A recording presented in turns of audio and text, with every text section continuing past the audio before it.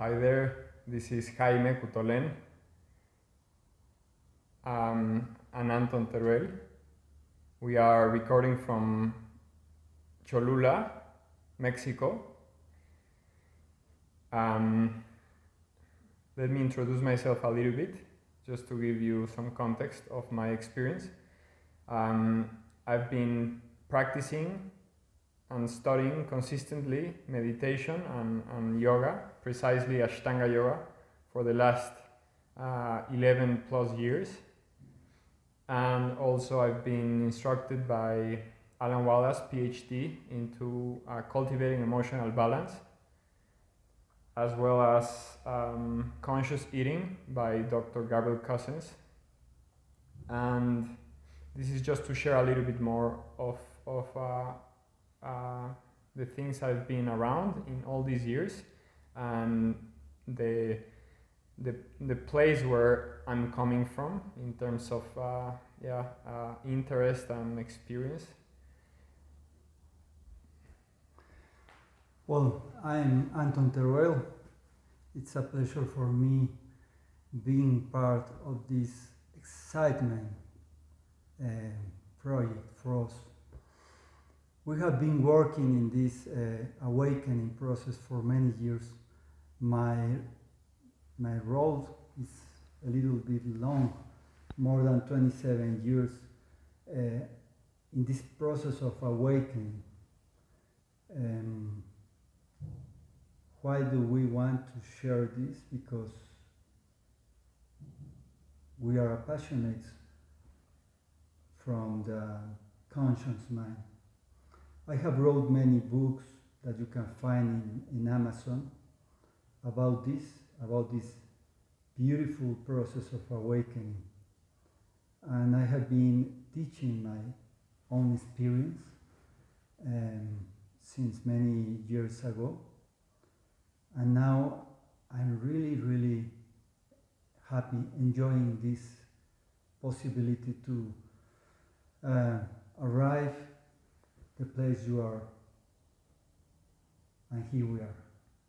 So why are we both very excited around the topic of consciousness and precisely the awakening of consciousness? I think that if you have some experience and some observation in your own life, in your own path,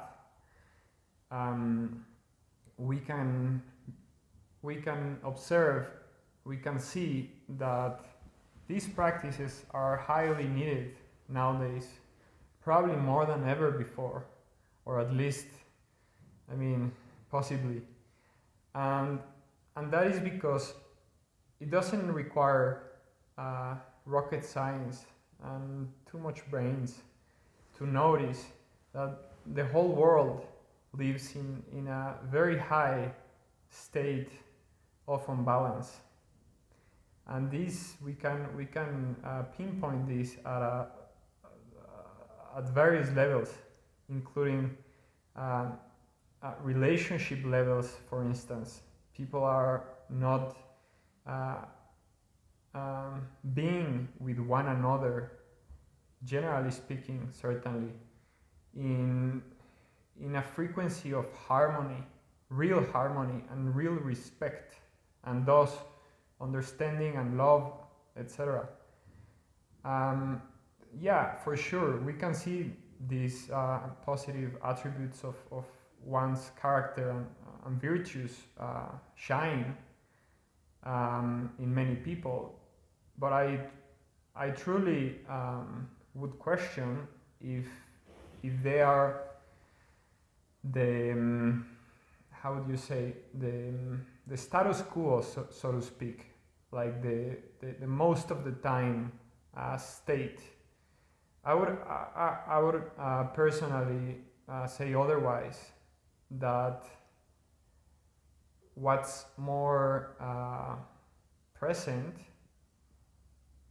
or often, most of the time, or the majority. Once again, please let me make a parenthesis. I'm talking generally here, because I believe this applies as such.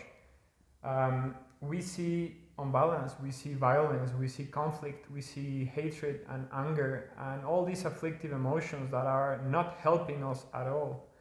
And even for those selfish minds and selfish individuals that might be ignorant enough to see that only their happiness or only their comfort or their satisfaction is important and not that of others, even them will suffer certainly with these kind of emotions, because, well, if you are human and you've experienced them, well, they're not nice. However, they're part of life. They're part of being human and having a body with a nervous system and with a monkey mind and all these things. So yeah, we can argue that these emotions and etc. might be normal. Okay, but where is the reference point to the level to for these emotions to be healthy? And that's the key word: healthy level of emotions in terms of afflictive emotions in the sense I'm talking. In other words, if there is something going on in society that's very clear, and in families, and it all starts in the individual for sure, because family is an expression of multiple individuals and society of bigger groups, certainly. So what's going on in the individual? Well, many things are going on, and I think it would be good to actually break down and talk into details, in detail, what can we feel, what can we see, what have we observed in all these years of practice and study in terms of the things that we see that are off, are going wrong in society. Because by bringing light to these topics, therefore, as a result, we are potentially bringing awareness to those topics. And if there is awareness, then there is a capacity to accept. And if one can accept, then there is a capacity for change. I'm not saying that is necessarily easy. In fact, it is not so much at the end of the day. But nobody said it would be easy. Plus, it has all the value you can imagine. And why is that? Because that's dependent upon your own happiness, your own genuine, lasting happiness, to bring light and awareness to these topics and to embrace the change and the transformation and the healing that are required at various levels to which we as society and as individuals are just not making things right. And yeah, you can argue about right or wrong. Let's not get too mental, too rational about it. Let's just see the expression and go by that. Let's flip the coin and see things from the opposite direction. Let's see the symptom and think from our intellect, with our intellectual abilities, with certain level of discernment and honesty, if the symptom we see in society, in families, in ourselves. Speak health and harmony and love and peace. Well, certainly not at all. We are seeing the world with so much wars and once again conflict at so many levels. So if we take that as a symptom, well, certainly there's something going on.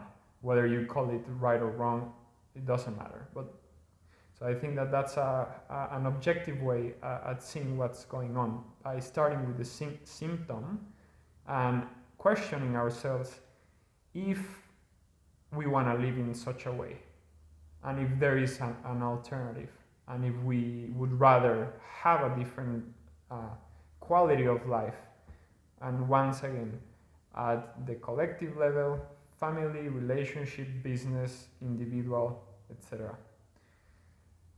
What do you think, Anton?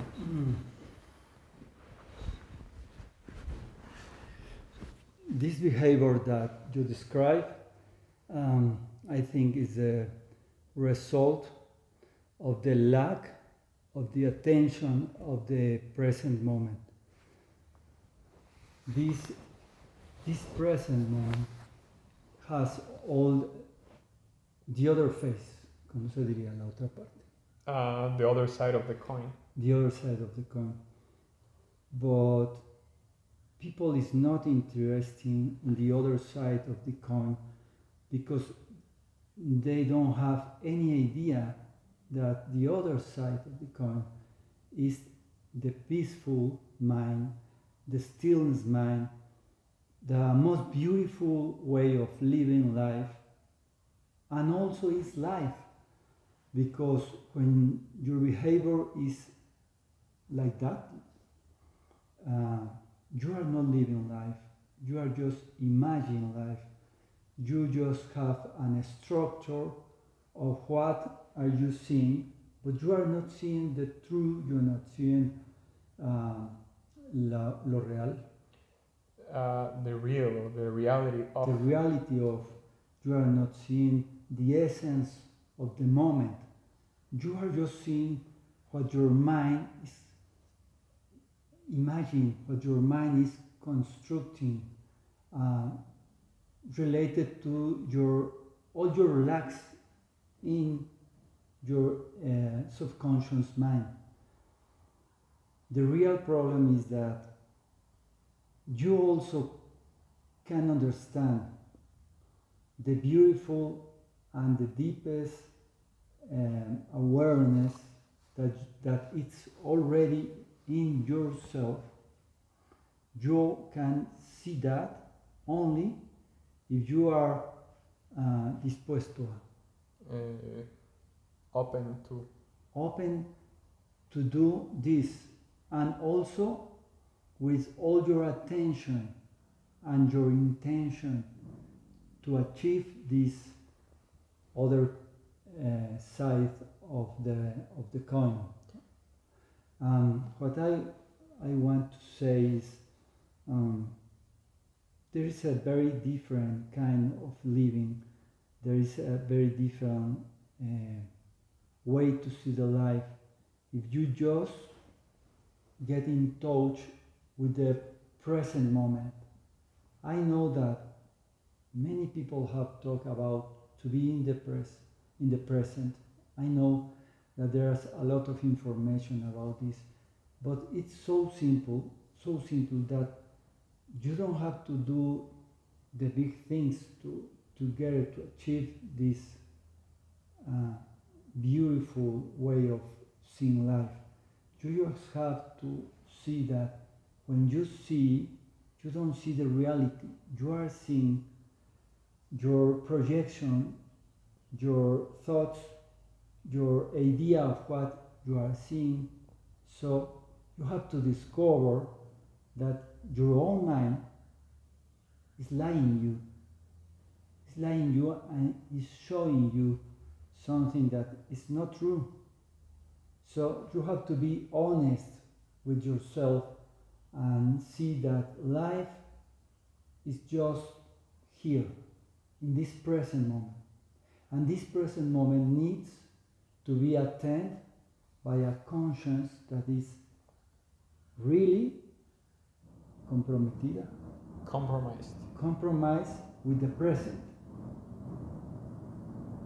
This is what I think, and this is what my experiences have.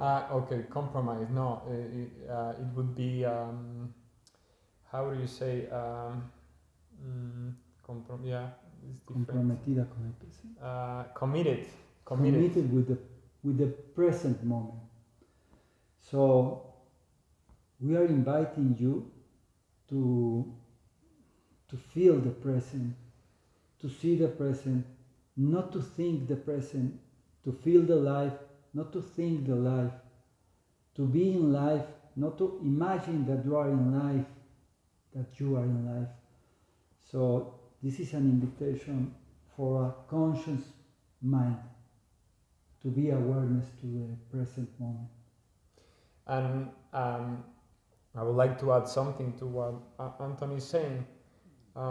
Sometimes I crack a joke when I'm teaching Ashtanga Yoga, but because Ashtanga Yoga is a beautiful and so transformative practice, but it requires a pretty good amount of commitment and effort, and we get a reward thousandfold, but that doesn't take away the fact that we have to put effort from our part, and I say that because I remember, like, over a decade ago, like, it's been all these years somehow of a cliche, like the be here and be now, be present.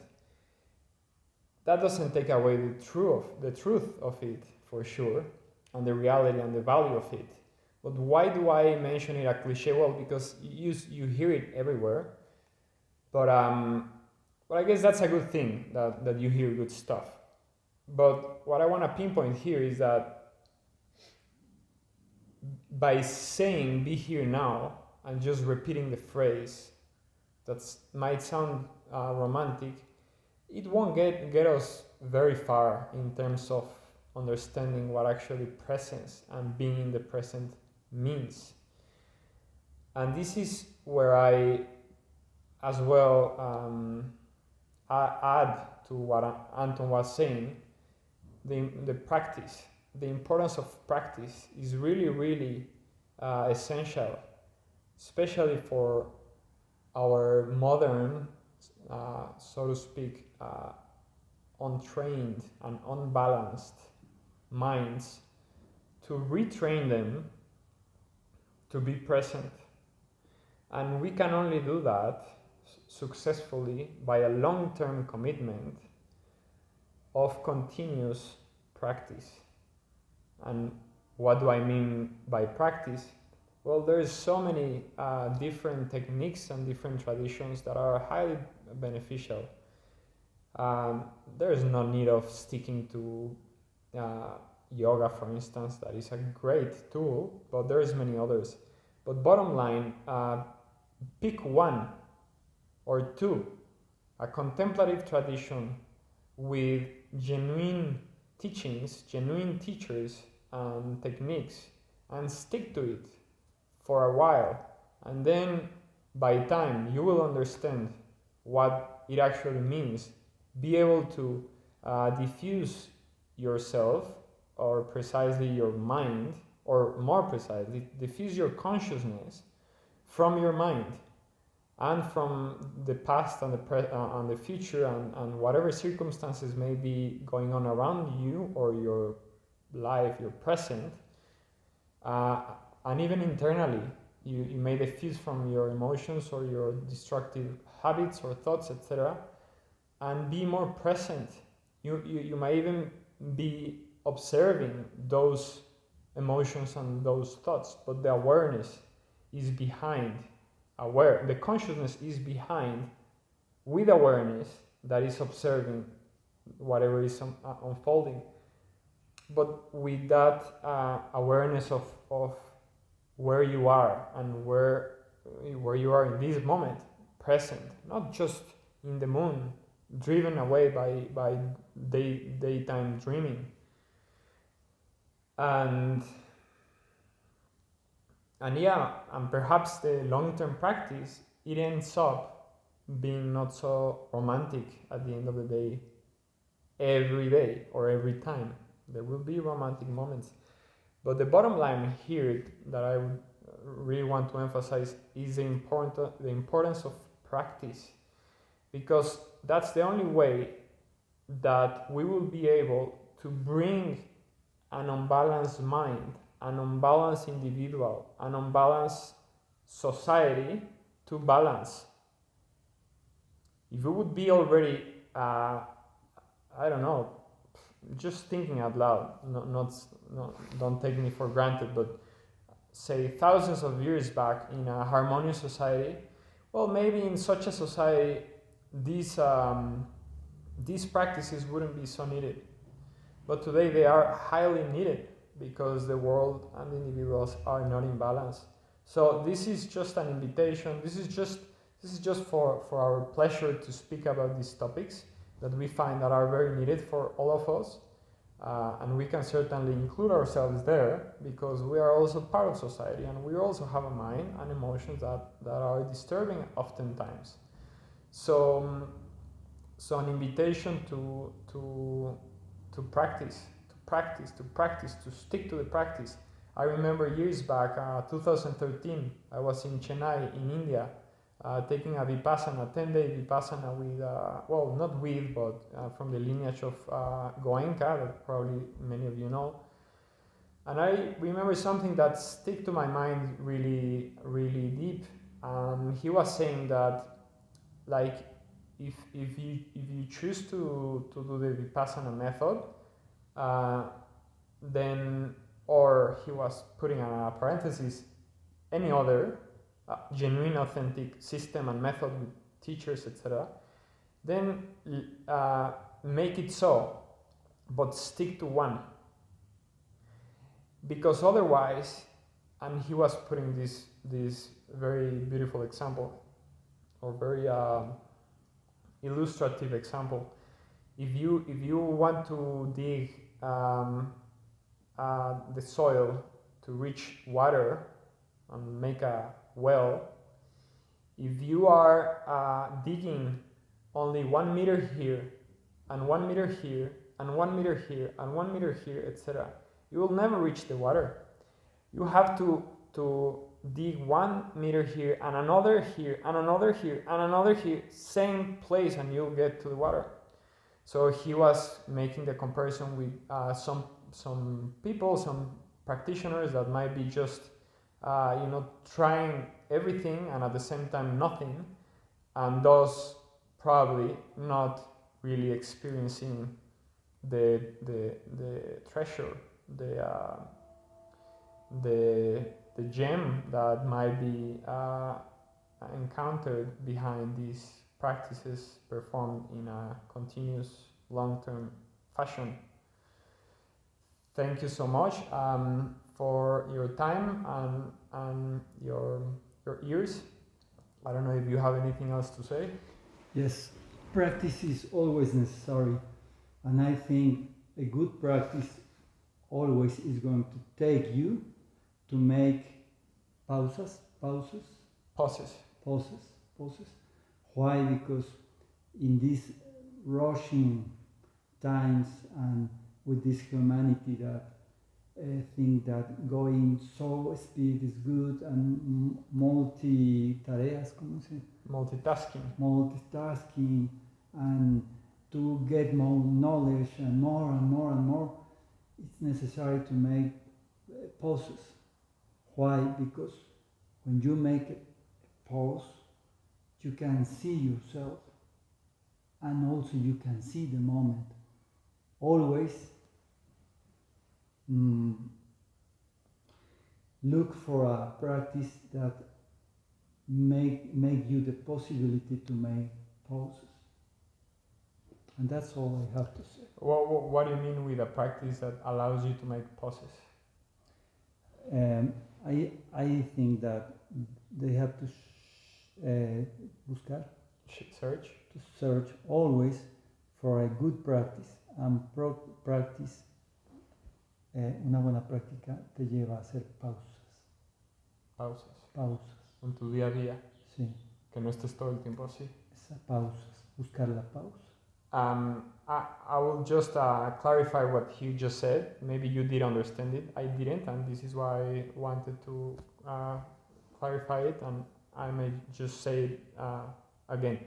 Yeah, what he's saying is that is wise to search for a practice that allows you to cultivate your awareness enough, so you see the need and the importance and the value behind making pauses in your day-to-day life rather than being in hectic, high speed, five gear all the time.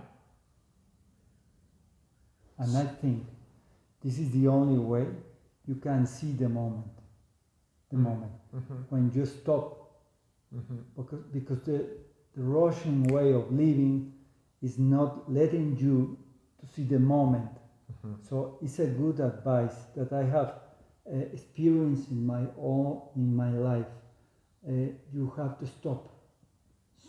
Someday you have to stop. If you don't do it for yourself, nobody's going to do it for you.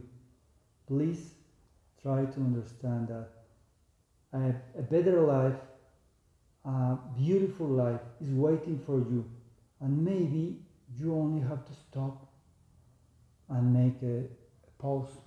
This let me add a good example of it by a story of mine that I had years back. I was in 2016, I think I was in New York City. I was coming out of the subway and I had all day. I was in vacations, I had no rush at all. No. I had all day. However, I found myself just after walking up the stairs to hit the street level that I was starting to walk pretty quickly at the speed of all the other people around me. I don't know, perhaps 9 a.m. or something. And then I said, wait.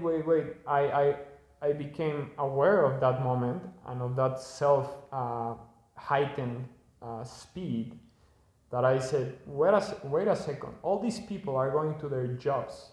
They are in a rush for whatever reason. Not me. They might be late or whatever. That's their story. I have all day. I'm not in a rush. I don't have to walk at their speed. Please, give me a second. So then, as soon as I got aware of that, I automatically slowed down my pace. And in line with what you just said, by doing so, I remember the quality of my feelings, of being kind of, a little bit jittery, a little bit nervous, a little bit stressful, out of, heightening your sympathetic nervous system to a more tranquil and just relaxed and more peaceful feeling. Yeah, because there's no need to rush all the time, every day, everywhere, right? And I think everything starts with a decision. You have to take the decision. If your life is not going well, if you are not feeling in congruency with life, so you have to stop, and everything starts with your own decision. So maybe it's time to take that decision. I think so. It's up to you to prove it or not with your own experience. I think the world would be completely different if all of us would be practicing these contemplative practices again.